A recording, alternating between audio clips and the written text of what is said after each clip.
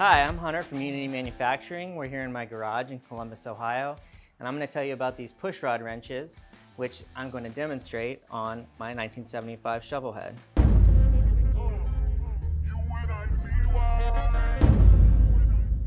These pushrod wrenches are made out of stainless steel in Ohio. These come in two different styles for hydraulic lifters and solid lifters. Come with a clothespin to help you hold up your pushrod cover. They have a couple different functions here. First of all, they're made out of 1/8 inch thick steel. That's important because there's a half height nut on your pushrod. If you try and use a full size wrench on there, you're not going to be able to get a good grip. This end right here is angled to help you get your pushrod cover clip off. Just like that.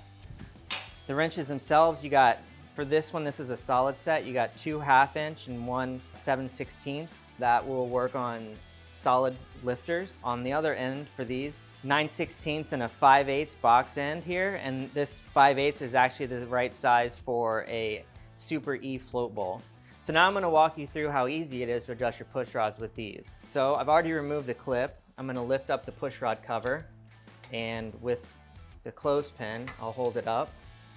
So I have already set my exhaust valve to be closed, and that'll allow me to adjust the pushrod correctly. I'll use these 3 wrenches.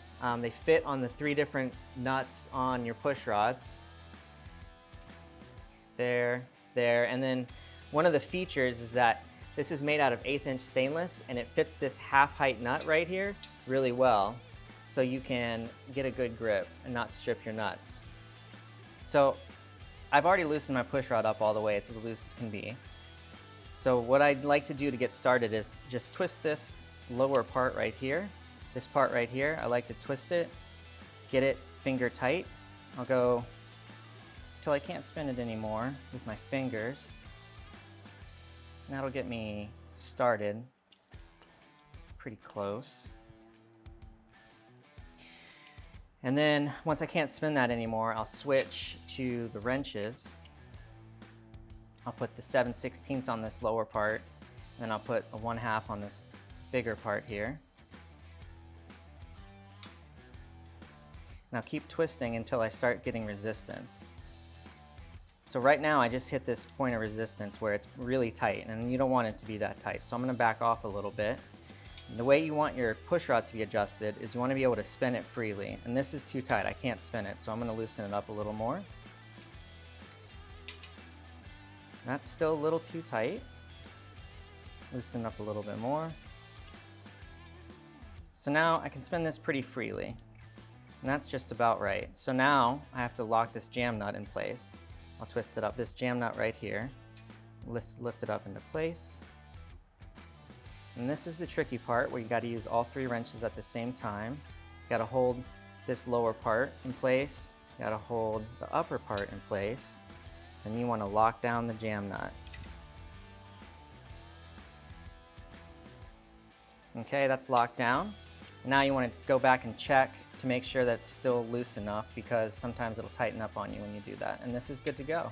So that's how you adjust your pushrods using this wrench set. I also wanted to highlight the difference between using my pushrod wrenches and just a regular old wrench. This is a 1/2 inch wrench. It doesn't want to fit super great on this half height nut. So this 1/8 inch thick wrench fits just perfectly on there, and it allows you to tighten it much more easily. Another advantage of these pushrod wrenches is that they're really thin. You can put them all together, flat pack them, and these 3 wrenches together are only a little bit thicker than one of these wrenches. So it's really nice. You can throw these in your tool roll, have them with you all the time, especially if you happen to break down in Pittsburgh because your pushrod collapses on you. Don't ask me about it. So if you have an old Harley, you'll find these tools super useful. And if you want to purchase them, you can get them at lowbrowcustoms.com, along with a bunch of other stuff that Unity Manufacturing makes. And I want to thank you for watching.